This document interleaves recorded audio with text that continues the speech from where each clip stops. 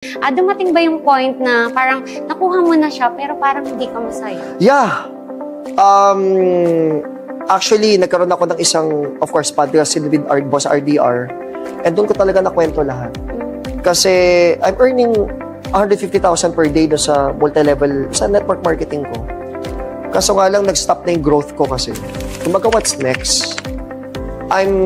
Number one, I'm operating based on the pure hustle. Na, alam mo yung usapan dati na yung motto, di bali ng walang tulog kaysa walang gising. Walang gising, yes. Huwag ka matulog kasi pag namatay ka, habang buhay ka namang tulog. So yung hataw talaga na pag wala kang eyebag, hindi ka payaman.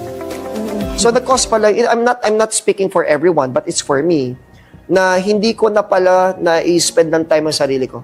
Alam mo sa negosyo, alam natin yan, Miss Joycey, ang dami nating iniisip. Na kung hanggat maaari nga, mag-spend muna tayo ng time sa sarili natin. Pero we need to talk about paano kakain ng employees natin. Paano ito magkakaroon ng magandang environment. Paano mapapaganda ang products. We're always thinking about other people. Pero doon ako na-stress and I'm diagnosed with depression. Pero right now, I can completely say that I'm fully healed. Thank you, Lord. Pero nakatulong din yung depression na yun. Pero it's because hindi ko nabigyan ng time yung sarili ko. I'm always looking after other people, other person or ibang tao. Pero yung sarili ko, hindi ko man lang siya naalagaan. Give ako ng give, hindi ko pala napupuno yung love tank man yan, happiness tank man yan, every tank, hindi ko siya napupuno. So, naubos ako ng naubos. So, hanggang hindi ko na malaman ko ano yung purpose ko. Kasi dami ko naman tinutulungan, pero bakit ending ako yung hindi masaya? So, nung nag-spend ako ng time sa sarili ko, ayun, sabi ko, ano talaga, binagsak talaga ako ni Lord ng pero kumikita ka nun? Nung time na depression ko, in-stop ko lahat. Humiwalay ako sa family, kasi ano kami, family business eh.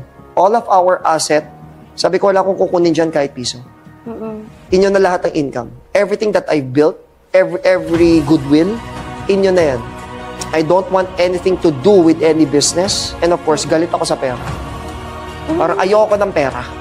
Kumbaga, when money talks, everybody listens, diba? I don't listen at that time. Because yan yung nagpa-stress sa akin eh. Yan yung, when bills, kailangan yung quota, ayoko na mga ganun. So for 2 years, lahat ng savings ko, nilaan ko for me. And then, na-deplete siya ng na-deplete. And then, nung ready na ako, sabi ko, okay, sige, ito na yung mga plano ko. Kasi bilib ako sa sarili ko eh. Yes. Pero wala walang e-commerce, walang Gen Z sa plano ko. So kahit ano palang plano natin, si Lord pa rin ang magbibigay sa atin kung siya pa rin talaga ang mag-lead and mag-guide sa atin.